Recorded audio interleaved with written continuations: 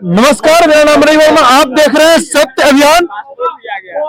हरियाणा में कुछ लोगों को कहना है कि इस बार बीजेपी साफ हो जाएगी। सर, आप हमें ये बताइए, हरियाणा में जिस बार इलेक्शन है उस पर आप क्या कहना चाह रहे हैं? देखिए, हरियाणा का जो चुनाव है वो बहुत महत्वपूर्ण चुनाव है। 1 अक्टूबर को। 1 अक्टूबर को और 4 अक्टूबर को रिजल्ट आएगा। 4 अक्टूबर को रिजल्ट आएगा। ठीक है। चाहे वहाँ पर कांग्रेस हो चाहे बीजेपी हो। ठीक है। ठीक है। चाहे वहाँ पर आम आदमी हो। ठीक है। हरियाणा को जब जब चुनाव आता है लोगों के अंदर से एक भावना जागती है। ठीक है। और जब भी कोई देश के अंदर आंदोलन पैदा होता है वो हरियाणा से उठता है। ठीक है। इसमें कोई दो राय नहीं है। ठीक है। लेकिन आज हरियाणा की अगर कोई बात करे, भारतीय जनता पार्टी हो या कांग्रेस हो या अन्य दल हो। ठीक है। ठीक है। ठीक है। अगर किसी शोषित पीड़ित व किसान दलित आदिवासी जो लोग हैं वो आज भी वही है और पहले भी वही थे। ठीक है। ठीक है। हरियाणा की जनता अब की बार जो बदलाव करेगी ना, हाँ, वो इधर से भी और उधर से भी, लेफ्ट और राइट दोनों तरफ से बदलाव करेगी। चाहे कांग्रेस हो चाहे बीजेपी हो। वो तो सर हर एक इलेक्शन में जो रिमोट होता है जनता के हाथ में ही होता है। जनता जिसको सरकार चुनना चाहती है उसी को सरकार बनाती है। उसका रिजल्ट बता देता हूँ आपको। वो रिमोट जनता के हाथ में नहीं होता। जब सरकार बन जाती है वो पार्टियों के लोगों के हाथ में रिमोट होता है। सरकार बनने के बाद में बनती है सर। सरकार बनने से पहले तो जनता के पास होती है। जब सुन लो ना, अब हरियाणा प्रदेश की जो जनता अपने हाथ में जो रिमोट रखेगी ना, जो कांग्रेस हो चाहे बीजेपी हो। लेकिन जनता ने उनको ये सबक सिखाना है कि आप लोग चाहे कांग्रेस हो चाहे बीजेपी हो, ठीक है, हर बार हरियाणा के लोगों को मुंह की खानी पड़ती है और हर पार्टी अपना फायदा देखती है। हरियाणा प्रदेश के लोगों को, किसानों को या दलित आदिवासी लोगों के बारे में नहीं सोचती कोई सी भी पार्टी। अब जो हरियाणा की जनता जो फैसला करेगी वो रिमोट अपने हाथ में इस तरीके से मजबूत लेगी। अगर जनता का नुमाइंदा जनता के बीच में रह के लोगों की सेवा जो करेगा और लोगों के बीच में से वो एक पंचायती उम्मीदवार बन के जो आएगा हरियाणा के अंदर, मेरा जो अनुमान है हरियाणा के अंदर कम से कम 10 या 12 सीट निर्दलीय विधायक जीत के आएंगे। 10 से 12 सीट निर्दलीय जीतेंगे, ये फाइनल है, इसमें कोई दो राय नहीं।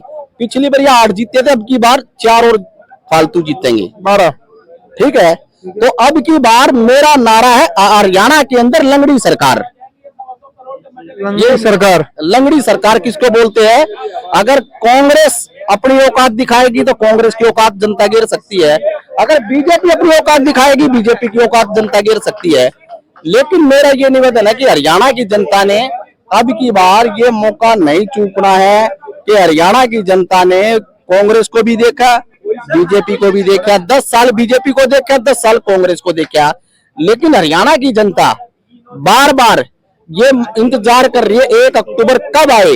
हरियाणा के अंदर ऐसे ऐसे बड़े बड़े चेहरे को, जैसे पंजाब में खेला हुआ था, दिल्ली में खेला हुआ था, ऐसे हरियाणा की जनता वो खेला करेगी जो अपने आपको ये समझते ना मेरी बापोती सीट है, मैं जिंदगी में नहीं हार सकता। कभी बेटा आता फिर बाबू है, कभी कोई। अब की बार जनता हरियाणा की नए नए युवाओं को मौका देगी और नए नए चेहरों को मौका देगी और उन परिवारों के बच्चों को मौका देगी जो कभी इस देश की राजनीति में एक भूचाल आएगा कि हरियाणा से आज ये चीज फतेह हो चुका है। गरीब का बच्चा भी विधायक बन सकता है, एक किसान का बेटा भी विधायक बन सकता है, एक झोपड़ी में रहने वाला भी आदमी ये सपना ले सकता है कि मैं हरियाणा की विधानसभा में पहुंच सकता हूं।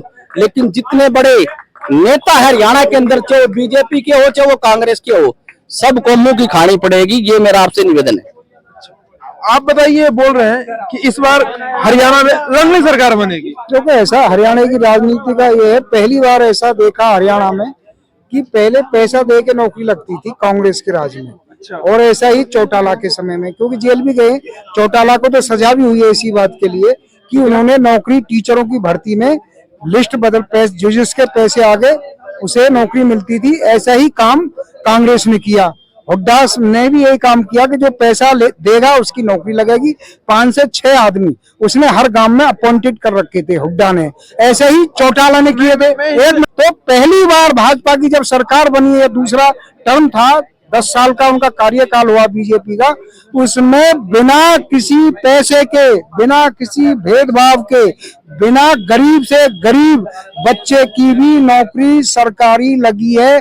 कोई एक भी व्यक्ति उंगली नहीं उठा सकता कि हमारी जो है का नौकरी पैसे के बल पे लगी है, या कोई गरीब से गरीब बच्चा भी जो है का सरकारी नौकरी में पहुंचा। ये बीजेपी ये बता रहे हैं कि कांग्रेस के सरकार में जितना भी नौकरी लगा सारा घूस दे के लगा, और बीजेपी की सरकार में सारा चौटाला के में। बताइए। देखिए, मैं आपको जानकारी के लिए बताता हूँ, आप ये हरियाणा से बिलोंग करते होंगे, शायद हरियाणा की बहुत अच्छी तारीफ कर रहे हैं, लेकिन ऐसा नहीं है। अगर बीजेपी ने अगर कारनामे किए हैं तो कांग्रेस ने भी किए हैं। दूध की दोही ना कांग्रेस ना बीजेपी है, दोनों एक थाली की चट्टी पट्टी पार्टी है। अरे सुनिए, मैं बता रहा हूँ भाई, आज बैकलॉग की वैकेंसी 1.5 लाख खाली पद हरियाणा के अंदर पड़े। अब आप हमें एक चीज बताइए। अरे सुनिए ना, 1.5 लाख खाली पद पड़े हैं, 1.5 लाख हरियाणा के अंदर।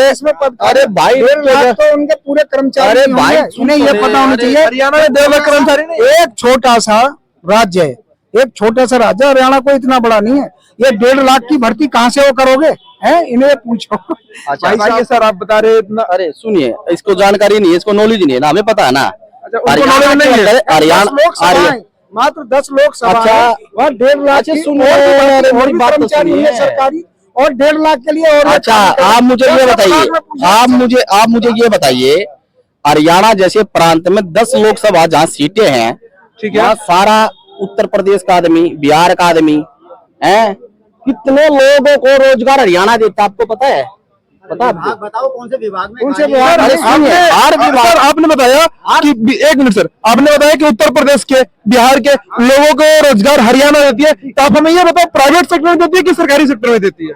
हरियाणा में जो रोजगार मिलता है ना, वो सिर्फ एक पर्टिकुलर किसान ही उनको रोजगार देता है। किसान जिनके पास जमीन है जोतने के लिए, बोने के लिए। आप सुन ले, अब सुनिए, सरकारी नौकरियों में इतना भेदभाव हरियाणा के अंदर है। अगर ये कोई खर्ची पर्ची नहीं है, भाई साहब आप एक काम करो, 5 लाख रुपए मुझे दे, आप जो चाहोगे मैं वो करवा दूंगा बीजेपी वालों से। और बोलो ऐसा कुछ नहीं। क्या बात कर रहे क्या सर आप बीजेपी वाले? अरे सुन रहे, रिश्वत बीजेपी, अरे बीजेपी हरियाणा के अंदर बिना पहले पर्ची से नौकरी लगती थी, अब पहली बार ऐसा हुआ है पैसे में नौकरी लगती है हरियाणा में। बिना पर्ची के नौकरी लगी है, और अपनी योग्यता के बल पे।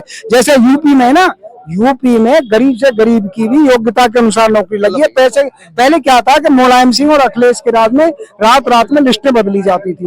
आज देखो, आज यूपी में बिना किसी पैसे के अपनी ईमानदारी के साथ में जैसे भर्ती हुई है, ऐसे ही हरियाणा में हरियाणा के लड़के बताते हैं, कहते भी हैं कि पहली बार हमने देखा है कि बिना किसी रिश्वत के नौकरी लगी है, बड़ी ईमानदारी के साथ लगी। हरियाणा के अंदर अगर कोई अच्छी पोस्ट पर नौकरी लगे ना, वो गुजरात के आददमी लगे, इनसे पूछना एक बार। कौन सा हरियाणा सरकार में गुजरात की? अरे सुनिए, ये तो सारा झूठ बोल रहे हैं, ये तो सारा झूठ बोल रहे हैं। हरियाणा सरकार ने, अरे भाई आप डाटा निकाल लो, एक बार डाटा निकाल लो। अच्छी पोस्ट पे हरियाणा के लोग नहीं लगे नौकरी, बाहर के लोग आकर नौकरी लगे। ऐसे तो राहुल गांधी वाले भाषण दे रहे सर, ये तो अच्छी राहुल गांधी ऐसे तो होना सर, ये तो झूठ बोल रहे हैं सर, ये तो झूठ बोल रहे हैं।